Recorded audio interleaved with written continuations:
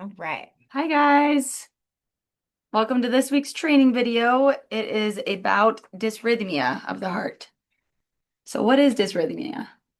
Which is a big fancy word for an irregular heartbeat. Okay. Yeah, there are so many different dysrhythmias and issues that can go on with the heart. So, but I'm just going to talk about a few today that are probably the most common ones that we are going to interact with our patients.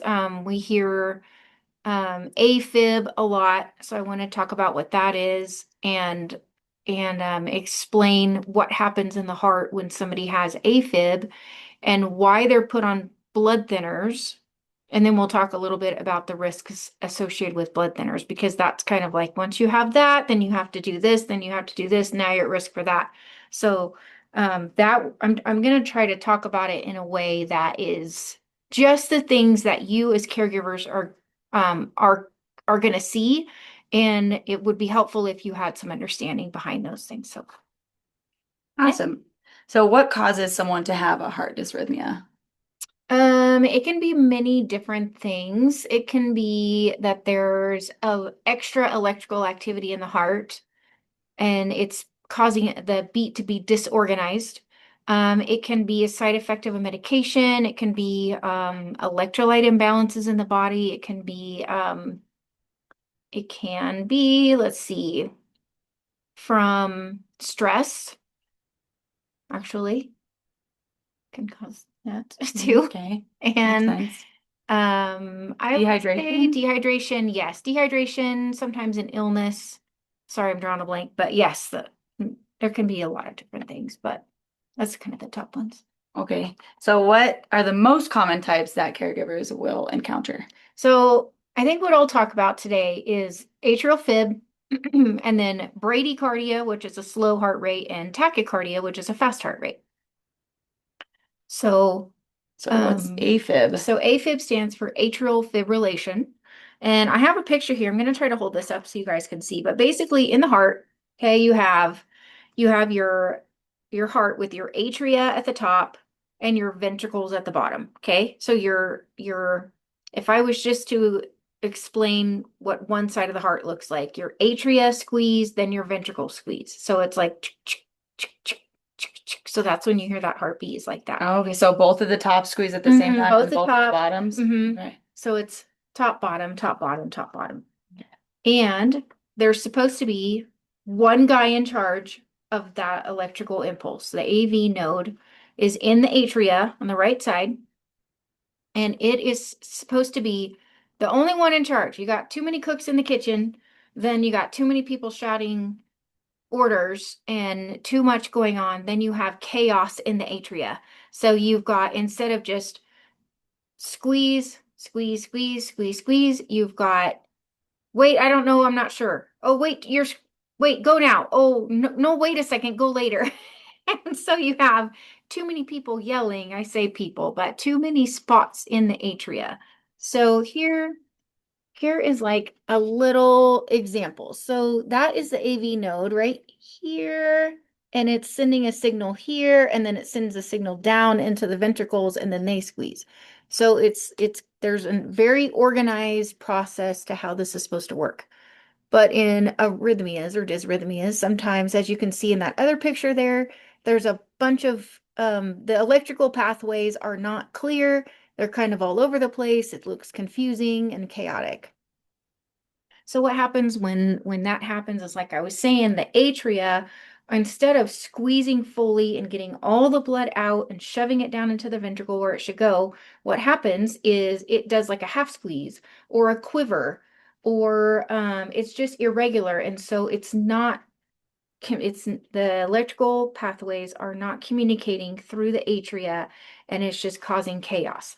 So blood naturally will start to clot if it is Oh, sitting in a spot for too long. okay. Okay, so if you have blood in the atria and that atria is just quivering, you've got blood that starts to just pool in here. And it's just kind of circulating around and around, and it's just the same blood in the atria, and it's not getting pushed through. so it's not Yikes. flowing. So then you end up with little clots in your heart. So then, if you can imagine, sometimes those clots are going to get through and they're going to flow through to the ventricle, and then the ventricles are going to shoot that blood out to the body or into the lungs, right? Hmm. So as your blood flows through your heart, it goes different places. So if that little blood clot ends up in your lung, now you're going to have a pulmonary embolism, Hmm. which is not good. That's where there's a blood clot in the vessels of the lungs that are responsible for feeding the lungs oxygen and feeding the body oxygen and feeding the heart oxygen. And then what happens is once that's there, then now it can grow and more blood pools around it. Now the clot gets bigger and bigger. Or you can have a clot that shoots right up the carotids into the brain. And now you have a stroke, right? So now you have a blockage in those arteries in the brain that's shutting off blood supply to a part of the brain, and that's where that's an embolic stroke, right? So you have a hemorrhagic stroke, which means there's a bleed in the brain. That's the opposite of what we're talking about. Um, so what we're talking about is an embolic stroke. So that's where that embolism, basically that blood emboli is getting stuck in the tiny little vessels of the brain, cutting off blood supply, and that can cause a stroke. So that's when we see those signs of like a droopy face, or they can't find their speech, or one side of their body feels really weird or won't work at all. Um, their vision's weird. There's all kinds of stroke symptoms, but um, so it's really important that if somebody's got this type of atrial fibrillation, they either need to be converted out of it quickly, like at a hospital, put on medications to keep their heart regular, which is some of the other options. But if that is not working, they have to go on blood thinners. And usually, when somebody comes in with AFib, they will give them a blood thinner right away while they're working on getting it fixed, because you can't just sit on that, right? It's going to be creating clots, and there's a high risk there for further injury to the body. So um, that's why people are on blood thinners. And then let's see. So that's AFib. So we'll go on to all the blood stuff in a minute. Okay. Bradycardia and tachycardia. So bradycardia is when the heart's beating too slowly. Um, that can be from just the heart being tired and worn out. Like I'm talking about, after years and years and years of use and abuse and our seniors, their hearts just does not have the squeeze and the umph, and the electrical pathways may not be firing like they should. Um, there's a lot of electrical issues that can happen in the heart where an electrical signal will start to go. Maybe the AV node's like, okay, go, okay, go, okay, go. And it's shooting out the path or the pattern. And then maybe the next person down the line is like sleeping or isn't paying attention. And so the Mhm. signal isn't received from the AV node to the next node, and or there could be a problem with the electricity flowing through the heart where it's not as efficient as it used to be. So then you get different kinds of blockages in the signal. So then not instead of every signal, ooh, thunder, instead of every signal getting through and creating a heartbeat, maybe every other one is getting through, or maybe every third or fourth one is getting through. So then that's where you've got irregular, slow heart rates. And again, there's some heart medications out there that are meant to slow the signal or inhibit the signal a little bit just to slow the heart rate down. Um, they're called beta blockers, and those can sometimes, sometimes they're too potent, or the person's still working out the diet, the correct formula for that, and so maybe they're too sensitive to it in the beginning, and it's making their heart rate too slow. Also things like electrolyte imbalances, poor nutrition, um, just lack of exercise and movement can kind of wear the heart out and make it beat slow. I would say, yeah, just that's probably the top ones of things that cause where my notes go. And then we have tachycardia. Um, Tachycardia can be from if for some reason they are not breathing properly, then the heart's going to try to compensate for that. So, for example, like let's say if you have a fever, if you have a fever, your demand for oxygen is going to go up, and you're burning through more calories, right? So then the demand on your heart is going to go up. So then when you have a fever, you have a high heart rate as Okay. well to keep up with the demand. Again, medications can cause this, anxiety. There can be electrical misfiring again. There's a lot of reasons. I don't want to get too in the weeds about all the reasons why you can have a fast heart rate or a slow heart rate. I think the main thing I want everybody to know is just kind of what to look for if somebody's having a heart issue and what those symptoms will look like. So, what are some of the symptoms before you would get to a stroke that caregivers might notice when one of these arrhythmias is Mhm. happening? So as you can imagine, if your heart's not pumping efficiently, you're going to feel more tired. So sometimes people just feel way tired all of a sudden. Okay. They may not even know that they have an irregular heart rate. One of the things that we can do that's simple in the homes, if we have a pulse oximeter, is to just put that pulse oximeter on their finger and just watch that pulse number for a little while. Usually the number for the pulse is it usually the top number or the bottom number. I know the oxygen, I think it's the bottom one. I think the top one is the oxygen and then the heart rate. It'll usually say PR next to it for pulse rate on the little pulse oximeter. You know what I'm talking about, right? The little finger thing um, that reads it. So if you just watch that, if the heart rate is bouncing around, I don't mean like it's going 70 and then it's 72 and then it's 69, but it's all pretty much the same number. I'm talking about if it's like 101, 82, 95, 74, it'll be like jumping big ranges in between. That will be an indication that somebody's in an irregular heart rhythm. Um, and people can have AFib, and that is how they live. Their heart is always irregular like that, but they're on the blood thinners to compensate for the potential or the risk of the blood clots. But they're probably going to be on some kind of medication to help regulate that rhythm. You can also have a surgical procedure called an ablation, and that's where they go in and they actually like cauterize or burn the spot in the heart that's the extra guy trying to yell the signal when he shouldn't be. Oh, Yeah, so there can be just extra excitable spots that they can say, be quiet, and they just like they can burn them. So they have to be quiet. Um, and then what about if they're not showing any symptoms? Can they still have it?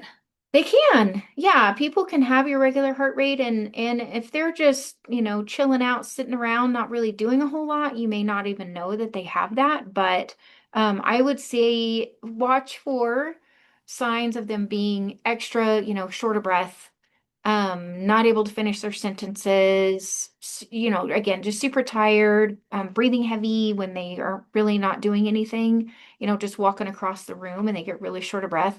Um, Let's see.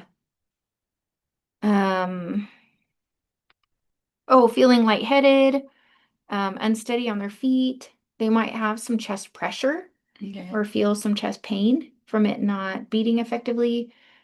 So I would look for signs like that. And then hopefully we already know and can tell you ahead of time that, hey, your patient has AFib, or your client, because it's pretty common nowadays, and there's ways to manage it so that it's not too crazy. A lot of people will be on a medication that maybe just helps to calm it down a little bit so that they can, um, sorry, I'm gonna have to call you back. So that they can maintain, their heart rate and it's not like super high, super low, super high, super low. Okay. And so what about the sorry, I lost my word. The side effects. Just try. The side effects of the blood thinners. Okay. So yes, risks and things to be associated with the blood thinners would be obviously that they're going to bleed too much. So blood thinners are basically the way they work is there's different ones. There's like a baby aspirin is considered a blood thinner. And then there's things like warfarin and some other meds that are going to be taken every day. What's the other one that's super common? Starts with an E and it has a Q in it and an X. Oh gosh, I'm not familiar. I'll think of it in a minute. Anyway, there's what you're going to watch for is their blood getting too thin, right? So the idea is that it thins their blood and it prolongs the clotting process. So if they are taking these, then you're going to watch for bleeding gums. Um, you can watch for if they get a little scratch or something and it just takes forever to stop bleeding. You are going to have to know that if your client is on blood thinners and they do get a little scratch or scrape, that you will need to apply pressure a lot longer to keep that bleeding under control and to help that blood to clot. So it may take, a minute or two for somebody normally to get that to clot, but then somebody on blood thinners may take 10, 15 minutes of just constant pressure. Okay. And the other thing to watch for is nosebleeds. Sometimes that becomes a problem. If somebody gets a nosebleed, you guys, you know what to do. You know where to put pressure. Right here, right? Yeah. So it's like you feel this bone right here in your nose. You want to go right below that. So your fingers are pinched right up snug to that bone, and then you hold that because that's where the vessels are that the blood's coming from. Don't hold it down here. Don't just wad up tissue and put it like on the end of their nose because it's going to pool in their nose. It's going to eventually clot, but it's also going to be like running down their throat. And so to actually just stop the blood from flowing, you're going to pinch really hard. Like, no, you're going to pinch really hard right here. And just hold it for a long time. So if they can do it, that would be best. And then just have them hold both sides. And then I would say wait a good 10 minutes or so for somebody on blood thinners before you let up and check. And then if it just starts dripping again, then put that pressure back on. Um, if if we can't get the bleeding to stop for a nosebleed, we may have to take them to the hospital. Okay. Or call an ambulance for them. So sometimes what they have to do, then they go to the ER and they put these like tampon looking things up their nose to put pressure on the inside Okay. to tamponade it off. Yeah. So But how long of a nosebleed before hospital? mm, well, I mean, if we're holding pressure, we're not letting it bleed a ton. It would be more of a matter of like every time we check and it just keeps bleeding and it won't stop, and then we wait another 10 or 15 minutes and we check and it's still bleeding. That might be where we're like, okay, they're gonna need more help. Mhm. Okay. And what if they miss a dose of their medication? If they miss a dose of the blood thinner or the heart med or both. Either. Yeah. If they miss a dose of their blood thinner, it's probably not the end of the world because it does accumulate effects Okay. from day to day. I would say just call the office if that happens. If they miss their heart med, that's going to be a little bit bigger deal because their arrhythmias are going to be worse. The half-life of those medications, it's not usually something that builds up and builds up and builds up. They have to take them every day. And it actually treats the arrhythmia for that day. So Okay. I would say that was a little bit higher risk. And what are some activities that clients should avoid? Are there any? I would say with the arrhythmias, maybe just strenuous activities that are going to increase that demand on the heart, and maybe even heavy lifting because if you're if you're bearing down on that vagus nerve, um, you're going to affect your heart rhythm. So that's like where people are bearing down, either even to have a bowel movement sometimes. There's this terrible terminology called a commode code. And it's in the paramedic world when somebody is having a bowel movement and they bear down so much that they actually stimulate that vagus nerve to brady down, to slow down their heart rate so much that they pass out Oh and they gosh. fall off the toilet. And so then they can actually like stop their heart from Oh my beating. But goodness. That's rare, terrible. rare, but it can happen. Hmm. But yeah, so somebody who already has a bad heart or has a slow heart rate or irregular can be more at risk for that. So heavy lifting, you're going to be bearing down, so avoid that, and then strenuous activity. Okay. And then what would make these conditions worse? Besides the bearing down or missing a med. I would say that like dehydration, stress, Oh, right. um, yeah, I mean, some of these things are going to be made worse by side effects of other medications that they're on, like cardiac meds. If their thyroid levels are off, that can make your heart slow or fast. Um, Being sick, having a fever of some sort, those are going to change your heart rhythms and rates. Not your rhythm, will change your rate. And electrolyte imbalances, so Hmm. things like that. So keeping them hydrated is very important, and good nutrition. You want to keep their sugars within a normal realm, and so healthy foods and healthy snacks can help. What if they have a pacemaker? If they have a pacemaker, then that's probably because they kept dipping down below normal to the point where it wasn't perfusing their brain, so they actually got a pacemaker.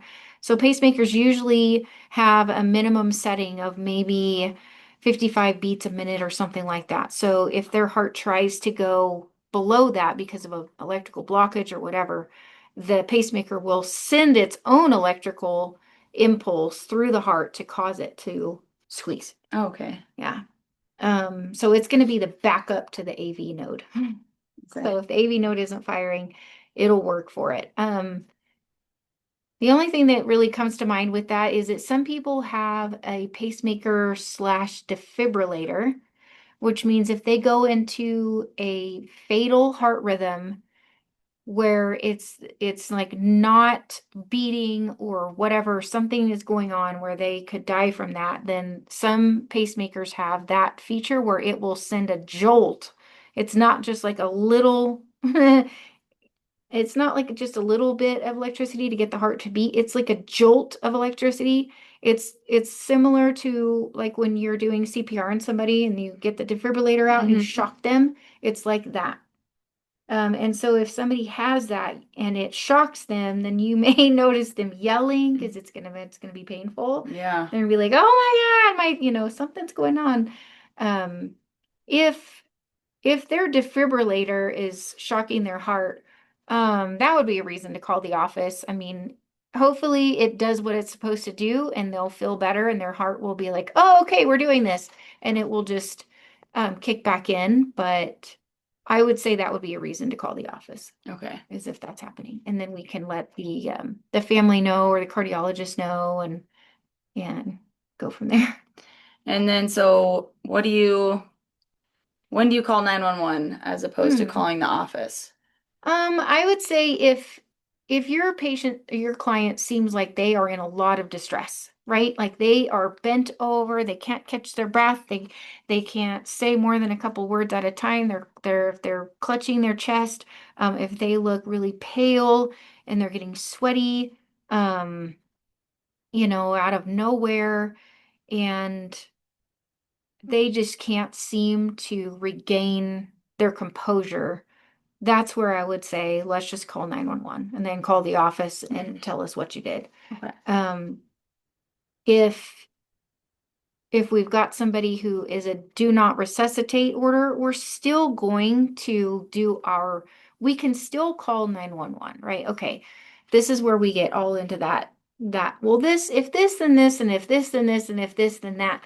If they're on hospice, right? We kind of talked about this on the hospice section of it, but if they're on hospice, we're not going to call 911, we'll call hospice. Okay.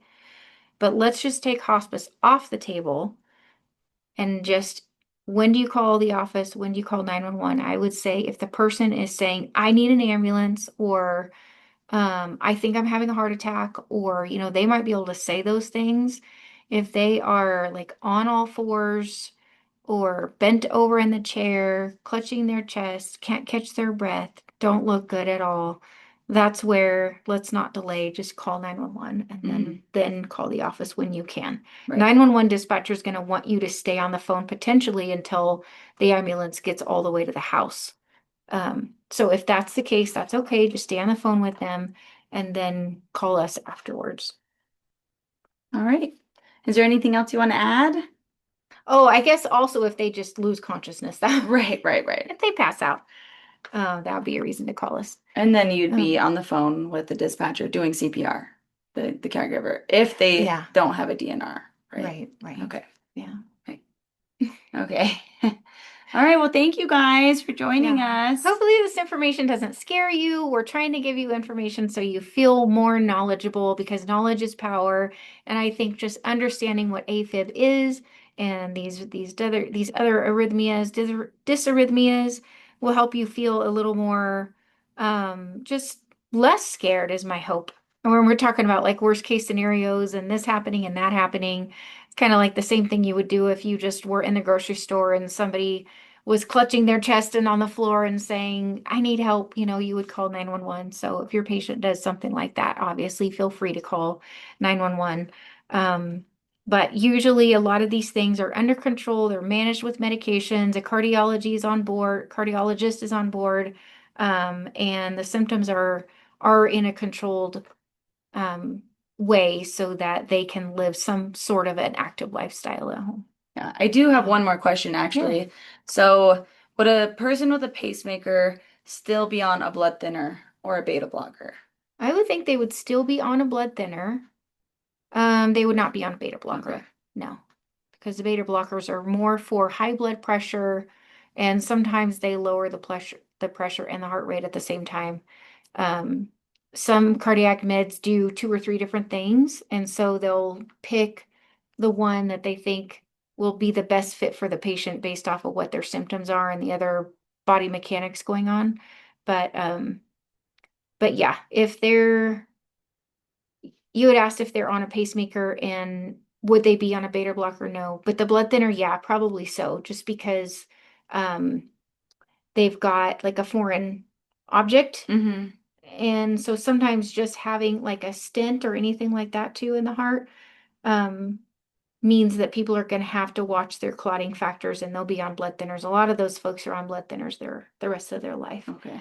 because once you have a foreign object in your heart, your body's going to automatically want to pay attention to it and bring platelets to that area and be like, hey, who are you? Why are you here? Right. And then they get a lot of attention and then it starts to build like a clot around it. Mm. So Okay. All right. Well, thank you. you're welcome. Thank you, everyone. Hope that helps.